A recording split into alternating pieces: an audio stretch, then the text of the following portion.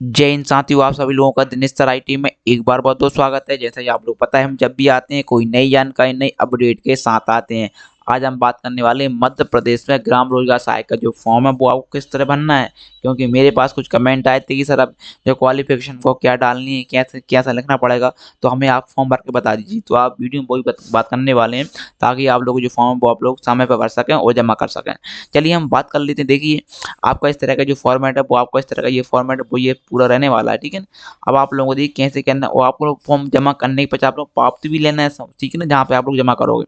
तो यहाँ पे हम पहले बात कर ले। देखिए, यहाँ पर जो फॉर्म रहेगा आपका आवेदन प्रूफ इस तरह का रहने वाला है। इसका जो वीडियो का जो है पीडीएफ है इसका लिंक दे देंगे हमारे टेलीग्राम चैनल पे, या हमको बता देंगे आपको कहाँ से डायरेक्ट आपको डाउनलोड करना है, ठीक है। और तो यहाँ पे आप लोग जाओगे तो यहाँ पे आपको देखना पड़ेगा, आपका नाम लिखना पड़ेगा, ठीक है। ये तो आपका पद का नाम हो गया, ठीक है। यहाँ पे आपका नाम हिंदी में लिखना पड़ेगा बड़े अक्षरों में, ठीक है। आपके पिता का नाम हिंदी में लिखना पड़ेगा आपको। आवेदन का आपका जो पता, आप जिस गांव में रहते हैं उसका आपको पता डालना पड़ेगा, जिस गांव में आप निवास करते हैं, ठीक है। नेक्स्ट है आवेदन का स्थायी पता आपको लिखना पड़ेगा आपका, ठीक है, जो भी स्थायी पता होगा। फिर यहाँ पे आपका मोबाइल नंबर लिख सकते हैं, यहाँ भी आपका दूसरा नंबर मोबाइल नंबर बोल सकते हैं। यहाँ पे आपकी जो डेट ऑफ बर्थ वो आप लिख सकते हैं। आप किस जनपद पंचायत ग्राम पंचायत में आते हैं वो आप यहाँ पे रखना पड़ेगा, ठीक है।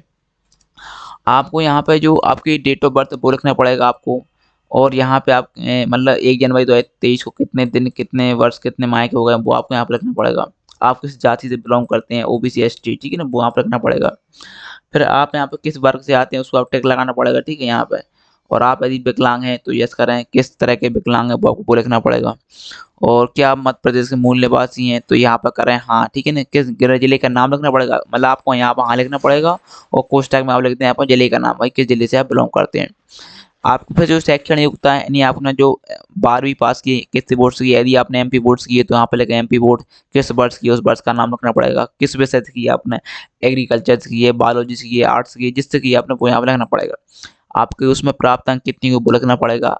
आपका क्या प्रतिशत रहा वो आपको लिखना पड़ेगा, ठीक है। फिर आपकी कंप्यूटर परीक्षा, यानी आपने बी आपने कंप्यूटर में पीजीडीसी किया हुआ है, डीसी किया हुआ है, एमसी जो भी आपने किया, कंप्यूटर साइंस किया हुआ है, आईटी किया, तो आप लोग यहाँ पर डाल दें। किस वर्ष किया वो डाल दें, किस विषय में किया वो डाल दें, क्या प्राप्तांक रहा वो लिखना पड़ेगा। और आपका प्रतिशत क्या रहा वो लिखना पड़ेगा। इसके बजाय यदि आपके पास बीकॉम है तो वो भी आप लिखते हैं, किस बोर्ड से किया है, किस वर्ष, ठीक है, विषय प्राप्तांक ये आप लिखते हैं। इसके पश्चात आपके पास अब अनुभव की बात आ जाती है कि आपने यदि इनमें से किसी भी आपके पास अनुभव है तो आपको बहुत अपॉर्चुनिटीज होने वाली है, ठीक है।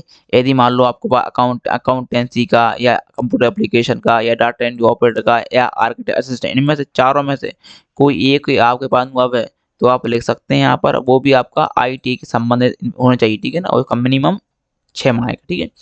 आपने मतलब कब से काम किया है, कब तक काम किया है, क्या आपका अनुभव, कितने वर्ष का अनुभव है, वो आपको यहाँ पर रखना पड़ेगा। इन चारों में से किसी एक, ठीक है। फिर नेक्स्ट जाओ, दूसरा है ग्रामीण इंजीनियर वाला, यानी जो ग्रामीण इंजीनियर योजना थी उसमें 110 कार्य दिवस वाली। उसमें आपने काम किया, मेंस मैसन में काम किया या बेलाम्बर में काम किया, तो उसको आप लिख सकते हैं आपने कहाँ कहाँ से किया है, ठीक है ना, वो आपको यहाँ पे लिखना पड़ेगा। यदि आपने ड्राफ्ट में सिविल का काम किया है 2 वर्ष का तो वो लिख सकते हैं आईटीआई से, तो वो आपने लिख पूरा इन्फॉर्मेशन यहाँ पर। यदि आपने राष्ट्रीय ग्रामीण रोजगार गारंटी योजना के अंतर्गत संविदा पर काम किया, आप संविदा पर रहे हैं क्या कभी, तो वो लिख सकते हैं आप उसकी इन्फॉर्मेशन। नेक्स्ट है सीआई डीसी से मैट में आपका जो प्राप्त है 1 वर्षीय अनुभव है वो भी आप यहाँ पर लिख सकते हैं। नेक्स्ट है अन्य योग्यता है, मान लो सीपीसीटी है, वो भी आप लोग यहाँ पर लिखते हैं, ठीक है। फिर आ जाओ नेक्स्ट है, यहाँ पर फिर ऐसे 2 व्यक्तियों के नाम लिखना है या फॉर्म उनके नाम मोबाइल नंबर लिखना है जो आपको पहचानते हो, आपको जानते हो कि हाँ आप वो व्यक्ति हैं, ठीक है।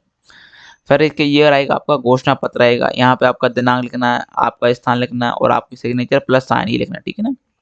और यहाँ पे आप जो जो डॉक्यूमेंट लगाने वाले हैं फॉर्म में तो यहाँ पे लिखते हैं क्या क्या डॉक्यूमेंट आप लगा रहे हैं, कि क्या आपने सीपीसी उत्तीर्ण की है हाँ नहीं वो लिखते हैं। कंप्यूटर उत्तीर्ण है आप, डिप्लोमा डिग्री जो भी कंप्यूटर का आपके पास बीकॉम है तो यस करें। जाति प्रमाण पत्र आपका है तो यस करें। स्थायी मूल निवासी है तो यस करें। और आपको आईटी द्वारा जो रोजगारमुखी आपका होता है अकाउंटेंट कंप्यूटर ऑपरेटर, इनमें से कोई भी आपके पास है तो यस करें। आओ ठीक है, आपके पास 1 दर्जन का ड्राफ्टमैन सिविल का 2 वर्षीय या मेंस प्लम्बर का है तो यहाँ पे यस करें, ठीक है। और आपके पास रोए गारंटी है वो करें, या आपका CIDS से मैप IT असिस्टेंट है यानी CPCT आपके पास है मान लो तो वो भी आप यस कर सकते हैं, ठीक है। और यहाँ पे स्थान लिख दें, यहाँ पे दिनांक, यहाँ पे आपके सिग्नेचर और नाम पता यहाँ पे, ठीक है। और जब भी आप जमा करने फॉर्म जाए तो ये जो आवेदन रहेगा, ये वाली जो पावती वो आपको जनपद पंचायत आपको देगी, ठीक है। आपके वहाँ पर जो फॉर्म जमा हो चुका है उसका नाम लिखेंगे आपका निवासी और आपको ये कौन-कौन डॉक्यूमेंट प्राप्त हुए हैं, वो आपको ये लेके जाना, ठीक है?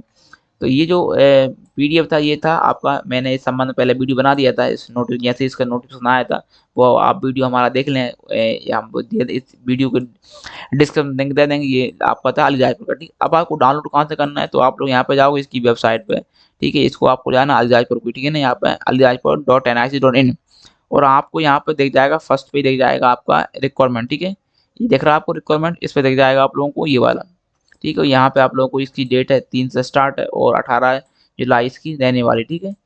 और यहाँ पे आप लोग डाउनलोड कर सकते हैं, ठीक है? तो ये इन्फॉर्मेशन थी, कुछ अभी तक मेरे पास कमेंट्स हमें फॉर्म भरना बता दी, किस तरह फॉर्म भरते हैं, तो हमने आपको बता दिया है। आप लोगों को वीडियो कैसा लगा, वीडियो को लाइक कर दें और चैनल पे नए हैं तो चैनल कर लीजिए सब्सक्राइब। फिर मिलते हैं अपन नेक्स्ट जानकारी के साथ, न्यू इन्फॉर्मेशन के साथ। ओके दोस्तों, थैंक्स।